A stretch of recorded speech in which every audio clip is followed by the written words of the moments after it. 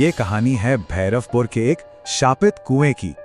ये भैरवपुर का एक अनकहा लेकिन सबसे सख्त नियम है। सोचिए, एक ऐसा नियम जो डर से बना हो। लेकिन सवाल यह है कि आखिर क्यों? और इसका जवाब वो छिपा है गांव के बाहर बने एक बहुत पुराने कुएं में। तो चलिए इस कहानी को समझने के लिए ना सबसे पहले भैरवपुर को ही समझते हैं, क्योंकि इस जगह के दो चेहरे हैं, एक जो दिन में दिखता है और दूसरा जो रात में।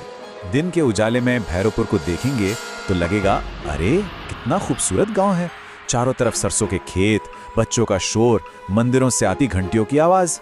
लेकिन जैसे ही शाम होती है ना, सब कुछ बदल जाता है। एक अजीब सी भारी खामोशी छा जाती है। वो हंसी ठहाके, वो शोर, सब गायब। और इस पूरे डर की, इस खामोशी की जड़ है गांव के किनारे बना वो पुराना कुआं। लोग कहते हैं कि उसमें एक आत्मा रहती है, एक ऐसी आत्मा जिसे कभी शांति नहीं मिली और जो हर रात अंधेरे के साथ जाग उठती है। अब देखिए, ये कोई नई बात नहीं है, ये डर आज का नहीं है। इसकी कहानी शुरू होती है 20 साल पहले, एक ऐसे हादसे से जिसने भैरवपुर का चेहरा हमेशा हमेशा के लिए बदल कर रख दिया। तो हुआ ये था कि करीब 20 साल पहले कमला नाम की एक नई नवेली दुल्हन गांव में आई थी।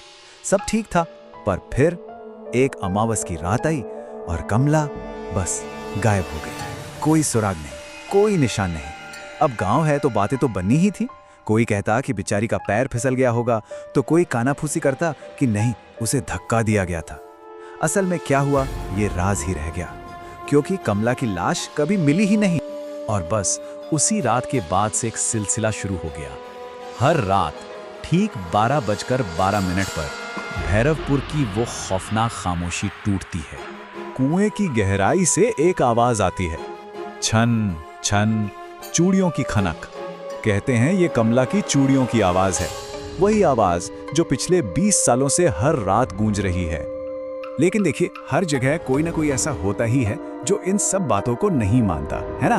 भैरवपुर में भी था एक ऐसा शख्स, रवि। वो इन भूत प्रेत की कहानियों को नहीं, साइंस को मानता था। रवि गांव में नया नया स्कूल मास्टर बनकर आया था, पढ़ा लिखा था, शहर से था, तो गांव वालों की ये किस्से कहानियां उसे अंधविश्वास लगते थे। वो तो खुलकर मजाक उड़ाता था इन सब का, कहता था ये सब बस मन का वहम है। और फिर एक रात उसे वो मौका मिल ही गया जिसकी उसे तलाश थी। पूरे गांव की बिजली गुल थी, घना अंधेरा। रवि ने ठान लिया, आज तो इस भूत वाली कहानी का सच सामने लाकर ही रहूंगा। उसे क्या पता था कि ये उसकी जिंदगी की सबसे बड़ी और आखिरी भूल होने वाली है। उसका हर कदम उसे कुएं की तरफ नहीं, बल्कि एक ऐसे सच की तरफ ले जा रहा था जिसके लिए वो बिल्कुल भी तैयार नहीं था। तो रवि हाथ में बस एक टॉर्च लेके निकल पड़ा। जैसे जैसे वो आगे बढ़ा ना, माहौल एकदम बदलने लगा। हवा मानो भारी हो गई हो। चारों तरफ जो झिंगुरों की आवाज थी वो भी अचानक बंद हो गई, एकदम पिन ड्रॉप साइलेंस। और कुएं के पास पहुंचते पहुंचते उसकी टॉर्च भी टिमटिमाने लगी। और तभी उसे वो आवाज सुनाई दी, छन छन। डर तो उसे भी लगा। उसने कांपती हुई आवाज में कुएं के अंधेरे में झांका और पूछा, कोई है क्या? जवाब नहीं आया, लेकिन अचानक उसके कंधे पर किसी ने हाथ रखा, एक बर्फीला हाथ। रवि के तो होश ही उड़ गए।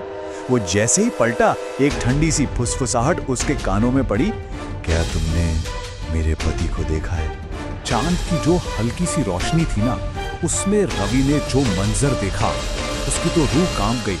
सामने एक औरत खड़ी थी, एकदम पीला चेहरा, आंखें बिल्कुल खाली, जैसे उनमें जान ही ना हो। गीले बिखरे हुए बाल और कलाई में टूटी हुई लाल चूड़ियां। वो कमला थी। कमला ने सीधा रवि की आंखों में देखा और बोली, उसने वादा किया था कि शहर से मेरे लिए नई चूड़ियां लाएगा। और फिर उसकी आवाज में जैसे सालों का दर्द और गुस्सा एक साथ फूट पड़ा। मर्द हमेशा अपने वादे तोड़ देते हैं। बस उस रात के बाद भैरवपुर की कहानी में एक और खौफनाक पन्ना जुड़ गया। रवि का जो अविश्वास था ना, उसने उस श्राप को कम नहीं किया, बल्कि और भी गहरा कर दिया। अगली सुबह गांव वालों ने रवि को बहुत ढूंढा, लेकिन कुएं के पास उन्हें सिर्फ रवि के जूते मिले, सिर्फ जूते। रवि गायब हो चुका था, बिल्कुल कमला की तरह। वो भी उसी कुएं के अंधेरे में कहीं खो गया। और इसी वजह से वो नियम जो हमने शुरू में सुना था आधी रात के बाद कोई घर से बाहर नहीं निकलता, वो अब सिर्फ एक नियम नहीं, एक चेतावनी है। रवि के साथ जो हुआ, उसके बाद उस नियम को तोड़ने की हिम्मत आज तक किसी में नहीं हुई। लेकिन कहानी यहीं खत्म नहीं होती। अब उस कुएं से सिर्फ चूड़ियों की खनक नहीं आती। लोग कहते हैं अब अमावस की रातों में कमला की चूड़ियों की आवाज के साथ साथ एक आदमी की दर्द भरी चीखें भी गूंजती है। शायद रवि की चीखें। वो कुआं आज भी वहीं है और उसका अंधेरा अपने अगले शिकार का इंतजार कर रहा है।